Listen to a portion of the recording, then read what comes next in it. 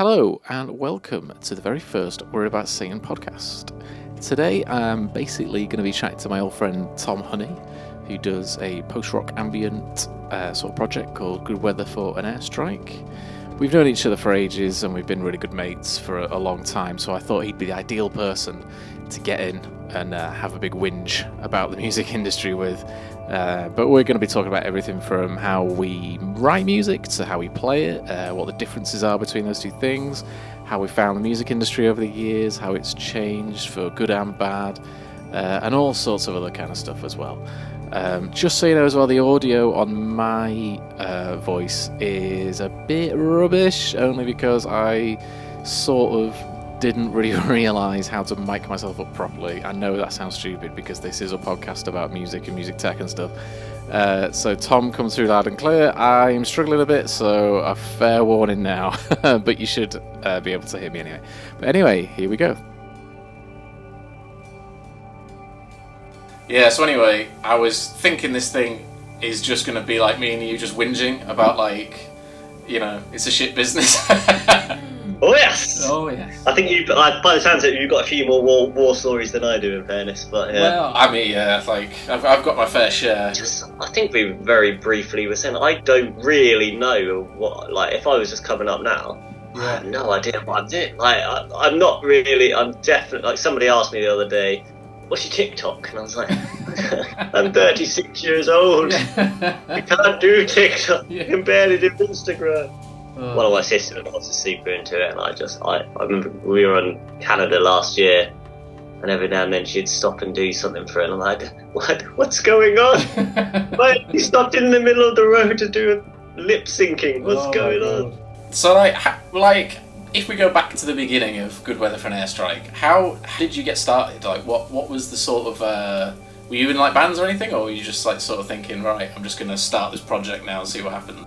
It wasn't really in any actual like proper bands. It's just me, maybe, and then Rob, maybe a couple of mates, just messing about essentially. Or was it Audacity? Audacity? Whatever it's called. Yeah, I remember that. Oh yeah, just like things like that and just recording and stuff. But it was, I remember just specifically just sitting there one day and been listening to it, and this is just, I'll repeat myself this a million times. Just like listening to Sigur Rós and being like, fuck it out, this is. Like, I've never heard anything like that. Yeah. And I was like, Jesus Christ, that's amazing. And just thinking, you know, how do they actually do this? Because I had no idea. I still don't know what I'm doing on the guitar, but even less so then. But it was kind of like, all right, how do you make these kinds of swells and sounds and stuff? Yeah. I just started messing about. I can't even remember what software it was back then. Magix, maybe, something like that. Oh, yeah. I think I had that. Yeah, something. It was basically, I just found whatever the cheapest thing was on Amazon at the time. Yeah. And just kind of started from there. Just wanted to make kind of ambient-y sounds. It's kind of just gone on, progressed from there. I remember, again, just going back like MySpacey type times, just chucking a song on there and be like, ooh, it's had 50 listens. Oh my word. Yeah. And it's just kind of gone from there, and it's kind of evolved as it's gone through the years. Oh, that's good. So, like, yeah. Back in the day, was it just a matter of just, like, lobbing it on MySpace and then just hoping for the best, and it sort of kind of, you just thought you'd keep it going? Yeah, I had no intention of this being a thing, really. So I've always been, like, ridiculously into music. Yeah. I never thought, I'll actually try and become a quote-unquote musician or anything like that. Yeah. But it was, so MySpace, and then just randomly out of the blue, it's a little Scottish net label called Sonic Reverie. Just messing me around, like asking if I wanted to put out a little EP and then some CDRs. Nice. So I was like, yeah, cool, let's do that. We'll jump on board that. Again, it's pretty, I mean, that's how old I am, is that it's now like, the CDRs are sold out within like a day. Ooh. And it was like, oh, fucking hell, like, I can't sell CDs for toffee these days. But yeah, then I kind of realised, actually, this is quite fun to do, and it's kind of progressed from that, and there's been an awful lot of absolute toss on the back catalogue, but you learn from it. That's true. Yeah. So, like, what made you sort of, like, was there anything that sort of, like, made you carry on, like, going, or was it more just the thought of, like, if I don't do this, then you know, I don't know what to do with myself or something like that. Did you just always have like in the back of your head, like, you know? Yeah, because I like anything like creative, but I've never been particularly good at like drawing or anything like that. To be fair, even now, I think less at the time then, but more over probably the last 5-6 years or so, probably even a bit more than that, to be fair. I think I realised how much I do need that creative output, even if from like a mental health point of view. It is just kind of like, I need to put myself focused on something. Do something, yeah. Yeah, like, rather than just sitting there whittling the day away. I feel like, brilliant. If I've had like a crap day at my day job or anything like that, it's like, right, I know I can get home, sort the kids out, 8 o'clock I can just go upstairs, piddle about. More often than not, it comes to nothing, let's be honest. Like, you know, you're just pressing all the sample packs, trying to find a decent snare sound. But yeah, I don't know if you find the same? Yeah, pretty much. I think like when, because I was in like sort of bands before Satan kicked off. For me, it was just like, well, obviously I'm going to do it. There was never any question about like not doing it. It was just like, well, yeah, obviously it's the band, isn't it? Like the band is the thing. And then when Tom left, I was like, oh shit, like what happens now then? Like, does the band carry on? Do I carry on? Like it sort of like triggered a bit of a sort of existential breakdown, and I was a bit like, fuck, what do I do? Yeah. So it's really weird. And then after a couple of weeks and stuff, I thought like, nah, do you know what? Fuck it. Like, I've come this far, I might as well carry on. Like, there's no point ditching the name Worried About Satan. Just like, I sort of didn't want to ditch it when the Ghost in the Season thing came around. I wanted to keep it going. So I thought I might as well just carry on and just do it and just see what happens. Ever since then, it's just been more of a like, well, you know, it's cool. It's sort of stabilised a little bit, like kind of, I know I'm never going to be like, you know, world superstar, but like if 20 people want to buy a CD, then fucking great, like that's fine. Yeah. Do you know what, I was thinking earlier on, like, I've barely even picked up my guitar since whenever we did those gigs. April. Was it April? It was May? Yeah, in fairness, I've been sort of, not struggling, but like, sort of being a bit lazier than usual. The other week, I had this like sample pack in a what was it, the shopping cart, like of this Masters or whatever, and I was like, I finally got it after like ages of waiting for the price to come down. I was like, fucking yes, finally got it. Haven't used it. Yeah. It's just sat on my computer for like 3 weeks. I don't think there's been one sample pack or any like quote unquote instrument that I bought for ages where I'm like, fucking yeah. I bought the Oliver Arnold stuff. Oh right, yeah. Like shit hot, like really good. Yeah. But nothing's really grabbed me since then, to be fair. You know when you're like, got strings now, do I need? Yeah. The only thing I've done is like a sort of really over the top sort of comedy like breakbeat thing. And that was nice. Sort of like, because I had the sample, I was like, do you know what? I'm just gonna like piss around and just like make this thing, and it was really good fun. And I'm hoping that sort of like broken me back into sort of, you know, doing something. But yeah. Have you had a bit of writer's block then? Sort of. Yeah, like usually when I do stuff, it's more like I'll sort of like kind of sit down and think, right, okay, this album's gonna sound like such and such, or this is going to be my, like, you know, I don't know, one note ambient album, or this is going to be my big like Balls of Canada album or something, and then like I'll just kind of sit there and then just it'll all come eventually. Like you just kind of maybe it's the heat or something, but like, or the lack of from the last couple of days. I don't know. I've not been able to just sit down and just like open anything and go like, hey, do you know what? Let's find this, or like finding that like little spark where you just think, I'm gonna make an Aphex album today or something like that. Or I'm gonna do such and such. Because I found it help out. Because I've been like starting a new little project with a sister-in-law. Oh yeah. Because it's just a bit like, I don't know. You just get I don't know if you find it. Do you find it with like Worried About Satan, where you just like, I just want to try something a bit different for a change? Like this is essentially going to be a massive attack, Portishead type thing. But yeah, I don't know. Yeah, I know what you mean. I think when Tom left the band, I was more like, it was more sort of like, fuck it. Okay then. If that's the way it's going to be, then I'm going to like, you know, I don't mind switching up genres that much. So like on the last one, there was like some krautrock stuff and stuff that, and then like the Bundesliga thing was just like, you know, one pedal, just like making a tone. Nice. And it's like we probably would never have done that when it was just us. You know.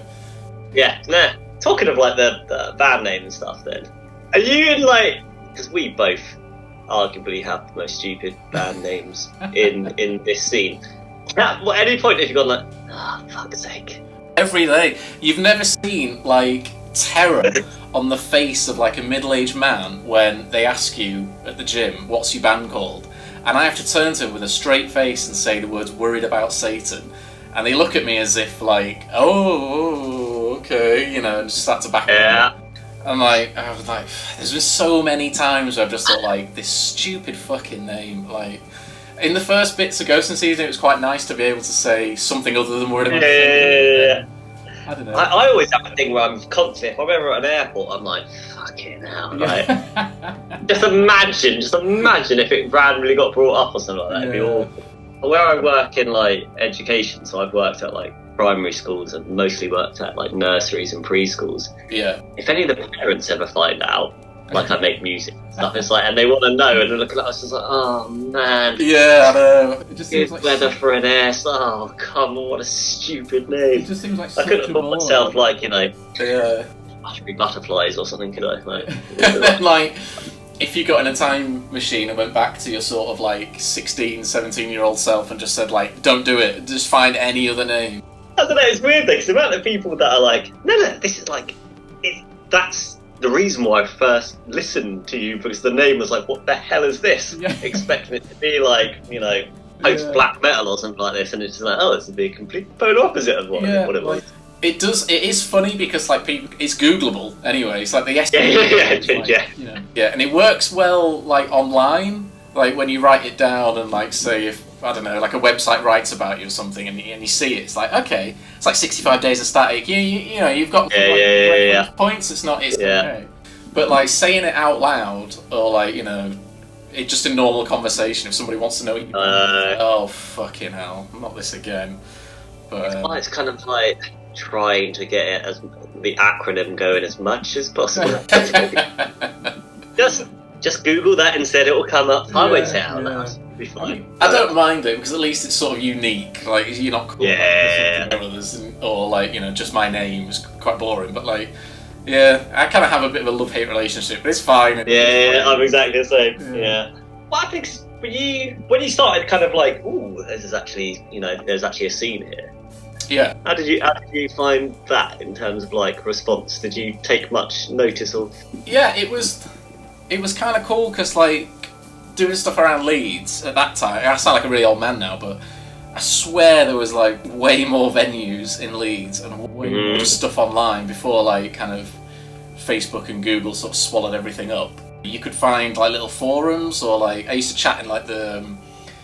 After the post rock on their message board and like the Ross one and stuff like that, and it was nice. You could kind of and obviously the Deus one, you know, and which is where sort of the bands sort of originate, I suppose. But like, it was nice to sort of like meet sort of young people like me who were into music and would sort of like look past the daft name or just take it as like sort of like, oh yeah, it's post rock, it's fine.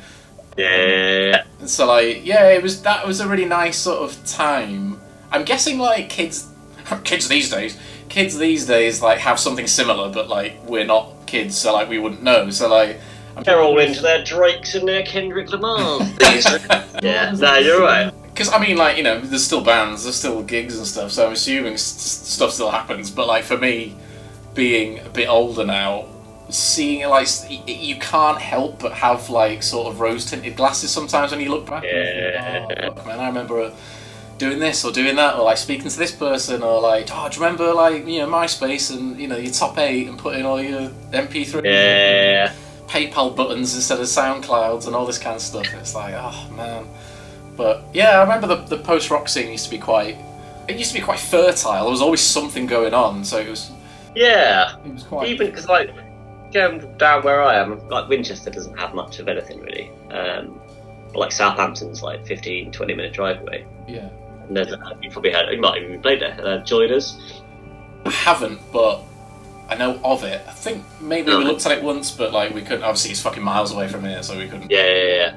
But even there, I mean, like literally once a month, you'd maybe get Cold Lunar 1 week, and then you get 65 days a day, and then it was like, there's quite a budding. But this is way before I even considered playing live, so it's like, I missed the boat on that one. Yeah. But yeah, I don't know. It feels a bit less now. Yeah, I know what you mean, because looking back, I used to go to the cockpit in Leeds like all the time. And it was the place to be. You'd see like Soulwax, Hope of the States, Russian Circles, stuff like that, like loads of like really random stuff.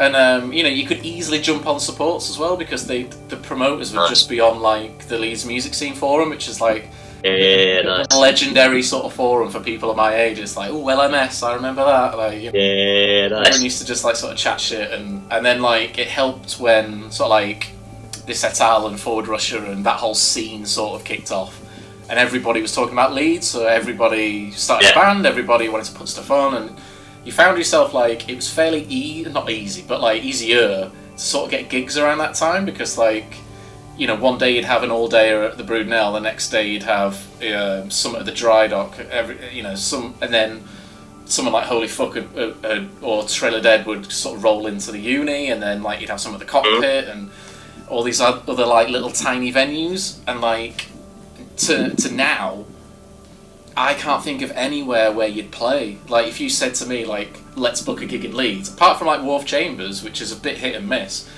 I don't know anywhere where you could say like, right, okay, let's hire this room out, or like let's go for a support or something. It's completely like flattened. It's that, and I completely understand why they do. But even if, because I think we've both done it, sometimes hit and miss in terms of like promote, like pushing your own gig in a different city. Yeah. You don't like the costs of even just hiring out the room is just like, and then you're like, hey, what? It's fine. You only need to sell 20 tickets to at least break even, and then you're like, but then I've got to pay these other bands, and then I've got to get petrol, and you're like, I mean, the less about that Bristol one, the better, obviously. But I mean, but it is tricky. It seems there didn't seem to be the middle level gigs as much anymore. It's either like up and comers or Godspeed You Black Emperor. Like it's like it's funny you should say that. There's no kind of middle ground. I've been saying something fairly similar for a while. Like there's either gigs that sell out in like a microsecond, or gigs that just don't sell out, and there doesn't seem to be anything in the middle anymore. It's just like everyone wants to go see like Foo Fighters and Taylor Swift or whatever, but then like if you got a gig on at say like Wharf Chambers or like the Castle in Manchester or somewhere like that, you're gonna struggle. Like nobody wants to, and I get it. Like everyone's on, everyone's got no money. It's fine. It's just the way it is. But like, it's certainly sort of disheartening when you get to this sort of like age and level where you just think, fucking hell, like, gonna have to like whip round another like 20 cap venue again, and and you're, I don't know if you find it, but like me and Rob specifically, Ben's a little bit younger than us. Not much younger. He's still an old man. just so he doesn't get his bill in there. But each time we play, like even if it's like a 3 or 4 day tour, it's just like, can we be fucked with this anymore? Yeah. And then like 2 weeks after we finish, it's like, no, I did enjoy that. Yeah, exactly. Actually. But like some nights it's like, oh man, I'm gonna lug all this crap around. Like, but it's weird because, like you say, it's like sometimes you'll turn up and 6 people are there, and then next time there'll be 100 people in there, and it's just like, there's no rhyme or reason. Yeah, for every shit one, you'll have like one that just hook you in, like that, that little bit more. And be like, fucking hell, this is great, and then like you go and do Bristol, and you're like, fucking hell, this is shit. Like it's that up and down like constantly, where you're like, And because back in there, did you have like a booking agent? No, we had a booking agent once for about 5 minutes, just after Ghosting season, when we were doing We're About Saying around like 2015, something like that. We had an agent from Elastic, which is quite a big thing, like agency, and then the whole company collapsed like pretty much 2 weeks later. Like no like kind of exaggeration, it went under, and then like she just jacked in the whole agent game, and then that was that, and then we were just on our own again, and then ever since then, I've been sort of like, every time you send an email saying like, here's my music or whatever, they're like, yeah, sure, I'll get around to it, or like, yeah, sure, like, I'm just a bit busy at the minute, the roster's full at the minute, and you're like, okay, fair enough, blah, blah, blah, and like, I've sort of given up trying now, but like... Yeah. Because I've never really known if it's worth... Yeah, it used to bother me loads. It used to really get on my wick that like you could see like other bands that were obviously sort of like flavours of the month and like split up like 2 weeks later, get on these humongous booking agencies and get like all these world tours, and you're like, oh fucking hell, man. But like obviously it's money, label management, all that kind of stuff that tinkers in the background. That's led to the booking agent thing. But yeah, now I'm just sort of not so bothered, which is fine. Like I don't really care that much. No, I would say it's always like a nice little, like, you just randomly jump on board one like bigger support. It's always like, oh shit. Yeah, that's all you need, it's really. a bit more of a thrill to it, isn't it? Yeah, like knowing you put it all on. I know booking agents as well, like, and it's one of those where you sort of like, they're nice guys and they're really chatty, but like, this sort of elephant in the room is like, why don't you like my band that much? Like, yeah. And then there's just sort of like change the subject a little bit, or like nothing ever happens. Oh, okay, fair enough. Whatever. But it's the game, isn't it? It's just what happens. The trouble is, that they're getting 60 messages per gig, asking for support slots, and they're always like perennially busy, just like constantly, like you can't get anything out of them, which is like, sure, whatever. Yeah. But well, we kind of somehow got into a decent point, even just our local venue called Railway. Oh yeah. Yeah, now it's getting to the point where it's really nice. It's getting like they're asking us if we want. That's cool. Like, ooh. Yeah. But that's always quite a nice. It's a bit of a thing because it's always that slight balance and act on how many local shows you actually want to do without. Yeah, true. It's like I always feel bad if I play like twice in a year in Winchester, like dragging all your mates along. It's just like You've seen this set so many times, guys. I'm so sorry. Like, yeah, I get that. So, your sort of early days of gigging, how did you find it not compared to now, because like we've both been whinging for quite a long time about how fucked it is now. But like, was there anything that like when you started gigging where you thought like, yeah, this is it, this is for me, this is like, did you ever have one of those like gigs where you just thought like... We started quite late for actually gigging. It's not until like my brother just randomly came around with his little beatbox machine. We were planning to start a new project, and then he basically said, should we actually just try and get Good Weather becoming like a live thing? So I was convinced that just like it wouldn't work. For years and years and years and years. Arguably, it still doesn't work, to be fair. But like, so I didn't do any live stuff for flipping ages. I think our first one that we did was 2016, 2017. So a good 7 or 8 years after I started it all. Oh, okay, right. So I didn't really know, because it was with that weird kind of patch where you've released enough music, so you could probably argue like, oh, maybe a couple of people will turn up, but because it's ambient music and it's a bit dull kind of thing. So the first gig that we played, we were like, let's just test this out. So I knew the guy pretty well at our local record store. So like, well, let's just do a little gig and see if this works nicely. And like, whatever doesn't work, at least we can be like, we tried, it might not work. Well, that went pretty well. That was really good fun. And I think because there wasn't really any pressure on us to kind of really do much at all for it, it kind of worked a bit better. Yeah. And then we played a couple of other gigs in our like locally type things. And it's not really until, even just to be fair, about 2019, 2020, when we actually started actively, properly looking for, 3 or 4 dates in a row, like proper mini tour. So we were going to have quite a big one in 2020, but obviously something happened, didn't it? Yeah, I can't remember what it was. But we were meant to be playing with Signal Hill, 8 dates. They were booked at Fuse, weren't they? Because we were going to have you in the Bradford one, weren't we? Yeah, and that's a total ball ache. So we're just like, because a couple of them were selling really well as well. And we've not played in Scotland. We still haven't played in Scotland actually, but that's one we were really looking forward to. Yeah. But even just like recently, I mean, what they're like people were saying, I think like the Plaid show was like a massive like, fuck me, this is exactly why we're meant to be doing this. We have so much fun doing it. And to be fair, even that one we did in London, I really enjoyed the one that we did up at Serve and Chat. Yeah. It was really great, like really cool turnout. Although I was obviously slightly cacking it because obviously Nathan, my guy, was there. I was like, oh. And you were just like chatting away to him. I was like, play it cool, play it cool. You're right. Yeah, I think those kinds of shows are. It's a weird. I don't know if you find it, but I actually find. I think I'll send this to Rob. Actually, he's kind of the same. I feel less nervous in front of like a bigger crowd. In front of like when you know when like literally 7 or 8 people are there and you can see every single one of their eyeballs. Sure, yeah. Like, I find that more nerve wracking. Yeah. Or like in front of mates who are watching. Like one, they don't want to be there anyway. Yeah. 2, it's like I don't know. I know what you mean. We did Blue Dot Festival, and that was like on the main stage, and that was the first sort of experience of major festivals. Like we'd done like Dunk and stuff like that and Art Tangent before, but they were always on sort of smaller stages and never like kind of, you know, this is the fucking main stage of this, dude. And like I remember walking out and thinking, holy fucking shit, like you can see like for miles, you can see everything, and it was like it's sort of really nervy. And then when you start like playing, maybe it's because like we started as the doors opened, so like there was literally nobody there when we first started. And then, like, you know, after the first couple of minutes, people started rolling in. But like, that was you're sort of really nervous at first, but then you sort of get a taste for it, and then you're like, ooh, I like this. I can keep doing this. Yeah.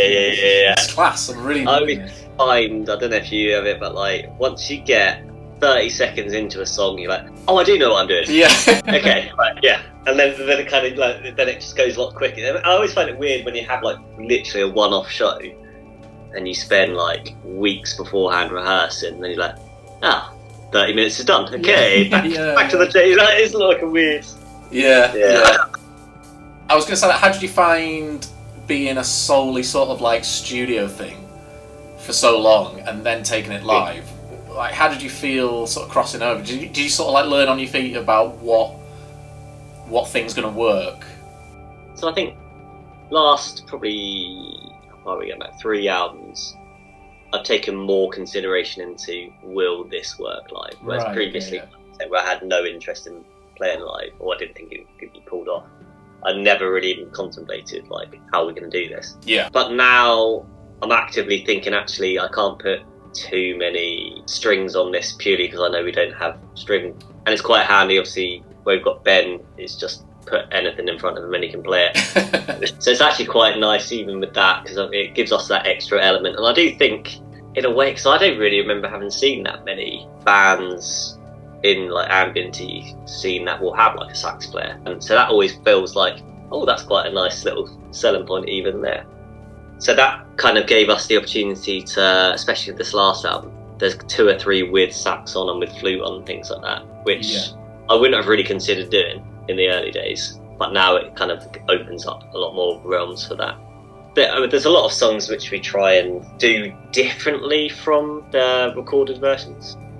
The way we've always kind of looked at it is that we want to keep it pretty ambient-y, post-rocky, but we also want to have elements in there where the girlfriend-boyfriend who's been dragged along by their girlfriend-boyfriend are still going to be entertained a little bit as well, rather than just that. But there was one gig that we played where we were sound checking, and this guy was like having trouble with his guitar. So I was like, whatever, weird noise was coming out. So I'll get asked onto my my lead, assuming that his is knackered, and he looked at me like horrified. Like, no, this is the sound that I'm making, just like that noise.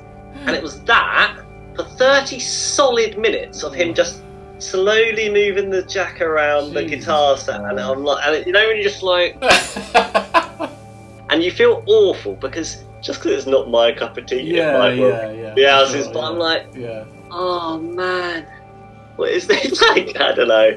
That kind of stuff's so funny because like if you do it right and you do it within sort of like context and you really believe in what you're doing, I can at least appreciate that. I can at least say like, well, okay, if you believe in it, then that's cool, because then that reflects onto me. Then, like, you know, I can see that you're trying to express something, and that's fine. It's just not for me. Like, I'm gonna go for a wee, or I'm absolutely. gonna get, a cup of tea or something. Like, it's just not for me. But that's cool. You crack on. But sometimes, I've seen guys where they're sort of like doing that kind of like that noise stuff, and then sort of at the same time you can tell that they either don't believe it, or it's kind of like a joke to them, or like it's kind of funny, or they know that they're coming across sort of like weird. And I'm like, no, don't like register the fact that I find it weird. Forget about me. Yeah. Like, you, my guy, you've got to like show me that this is like, when you sit down, you want to express something in this way. Don't worry about me. Like, yeah, I find it like, weird. Yeah. But like, when I play, some people are going to find me weird, and they're going to find what I do like stupid, and like they're going to go, oh, look at this idiot. He's whatever. It's like, don't crack a joke. Don't crack a joke, man. Like, you have to like be 100% behind this, because if there's even like a little crack in your like facade, I'm out. I just think and like I can't be arsed with it. But like, if you fully go for it, then at least I can say like, yeah, do you know what?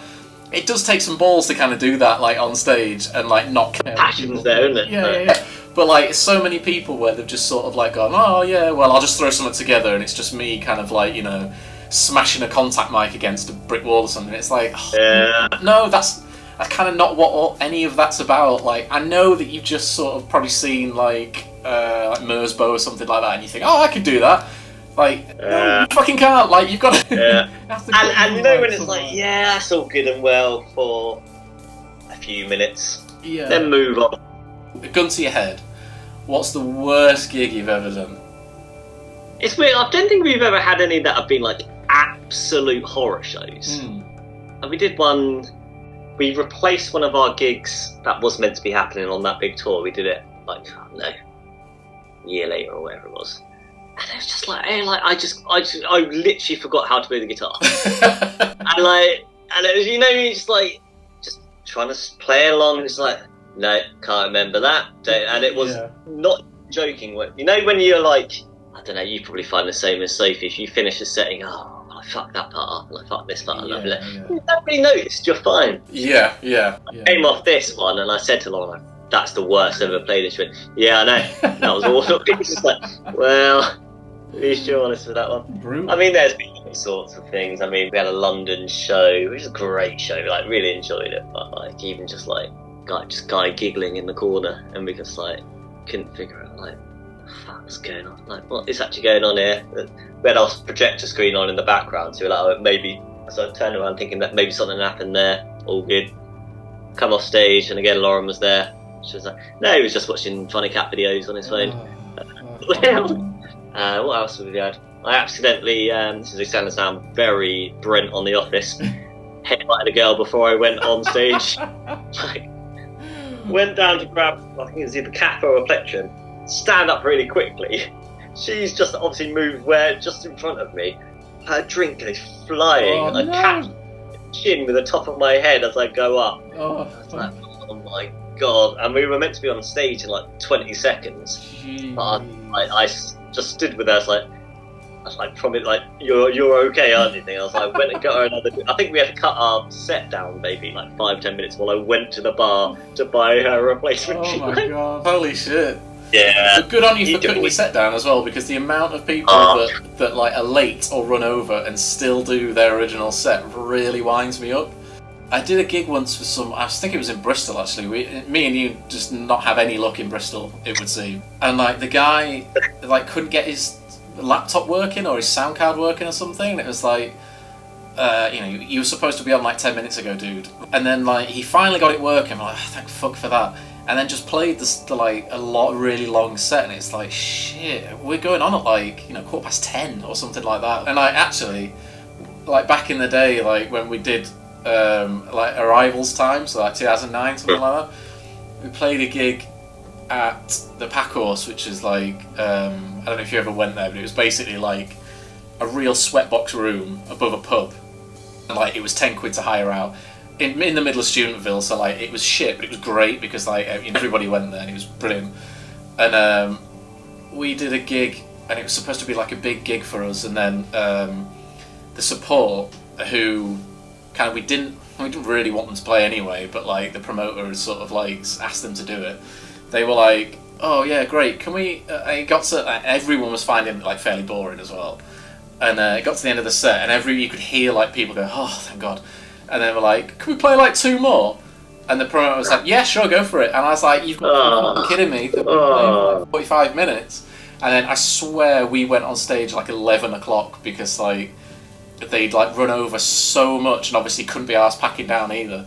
And I was like, "Are you fucking kidding me?" And then we just had to race through like half an hour, and then just like people were just leaving because it was like and I bet that was like a Tuesday night probably when exactly. Well, we did like a matinee. We did an in-store in HMV. Which we were like absolutely buzzing about. So even like 16-year-old you, the idea of playing an HMV is like, ooh, that's pretty cool. Yeah. It was great. We really enjoyed it, but it's just quite funny because you can obviously get like your Saturday afternoon shoppers just. I literally just wanted to buy a DVD, and yeah. But like the amount of people who walk in, they kind of nod their head at the music, and then they look at the DVD and just look at you like awkwardly, like because it was right by the tills as well. Oh no! And it's kind of like we were essentially just like, you just carry on with your day. We were essentially just like the band in the background.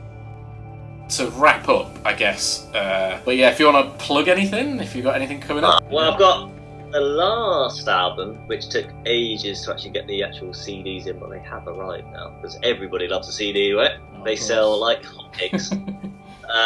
That's called. Jeez, what's my album called? In the blink of an eye. There you go. That's a CD. Yeah, it's good, isn't it? We've got a couple of gigs coming up in only Winchester ones. What else we got? Starting a new project, which is going to be essentially a trip hop kind of thing. That should be out relatively soon. I think we're just going to test the waters by releasing a single first. Yeah, get the old TikToks going. So yeah, that's a part 2. That's the podcast part 2. But yeah, that's called Model Homes. Oh. That feels a little less awkward to say in front of people than Good Weather for an Airstrike. So yeah, Tom, thank you very much. Thank you very much for having me, guys. Have a good one.